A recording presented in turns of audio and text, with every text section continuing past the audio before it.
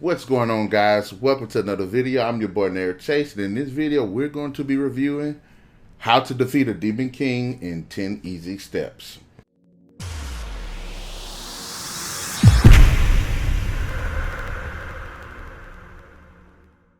Now, this book is a 2020 audio lit RPG book written by Andrew Rose and narrated by, what's her name? Susie Jackson and Steve West. Sorry about that.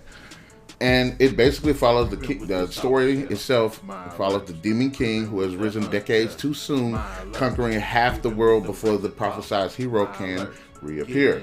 Determined not to wait for salvation, clever adventurer Yui Shaw embarks on a 10-step plan: claim the hero sword, level up, brave dungeons, and fake heroism well enough to save humanity from the demon king. Now, I hadn't been the biggest fan of lit RPGs. I was listening to All King's The Land, and he had a lot of interesting concepts, but it kind of turned me off with the overabundance of the RPG elements, the unlikable character, just basically poor writing in general. However, in terms of lit RPGs, I think this book definitely has drawn me back in. I had a really good time with this book. It was a great blast. There was just a lot to like about this book, and we're going to dive right into it. First of all, I actually liked the humor. The humor was so good. It's a satirical look into games that have helped define the video game franchise industry itself, specifically The Legend of Zelda, because it takes so much inspiration. And at first, when I was going through it, I didn't understand, but then as I kept reading, I was like, that sounds like The Legend of Zelda. And the more and more, and it's just basically a satire of Legend of Zelda among most other games. I've heard, Final Fantasy, Dragon Quest, Skyrim, but I mostly see Legend of Zelda. And ultimately, I think it's just a fun adventure story, and then it takes those tropes that we see in the Zelda games and just throws those out and makes up its rules as it go on. And it's actually pretty interesting. Now, the main character Yui is a really likable character. I think she's pretty fun. I like how resourceful she is. I like what they've done with her character, and they're introducing this bag magic mechanic that allows her to manipulate her inventory space, which comes in handy in a lot of the interesting situations that happens in the book.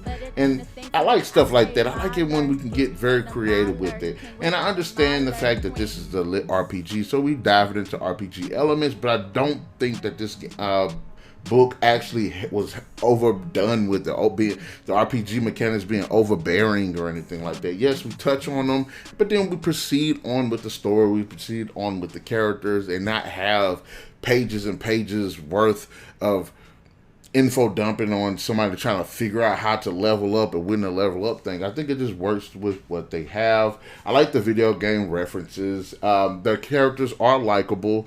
A lot of the side characters, you'd be like, that's Zelda.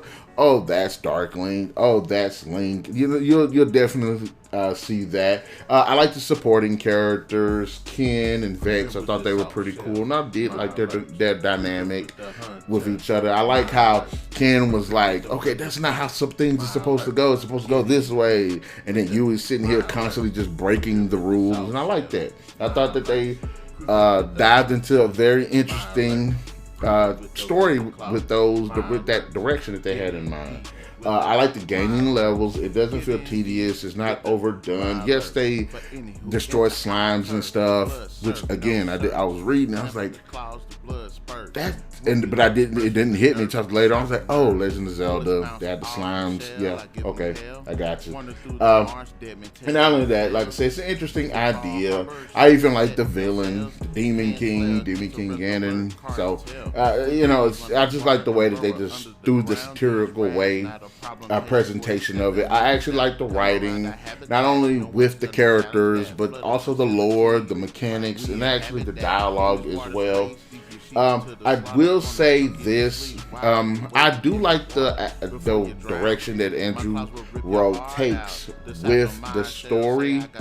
I do feel that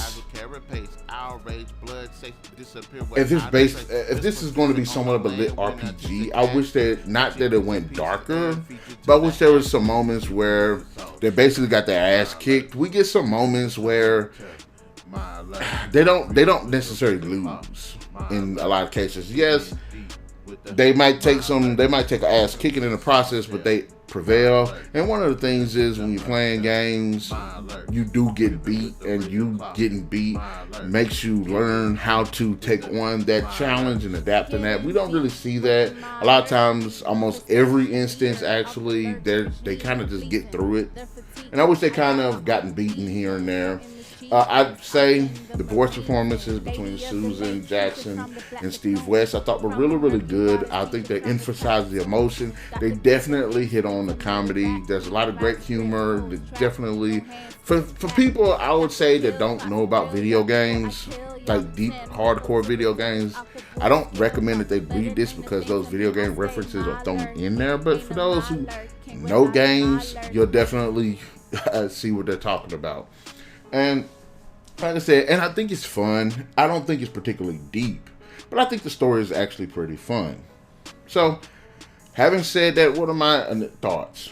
I think that this story is actually really fun. It's got a lot of great humor. It's got a lot of great characters. I like the video game references. I do like the presentation of the RPG elements, which aren't tedious or overdone or all in your face.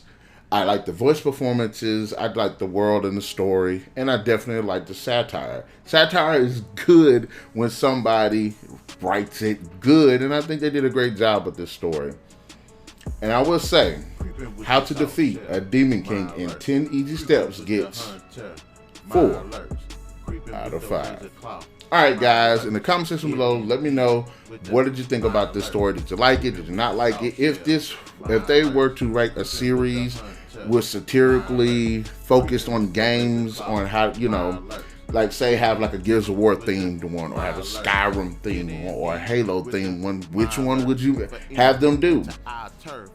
And that's pretty much it.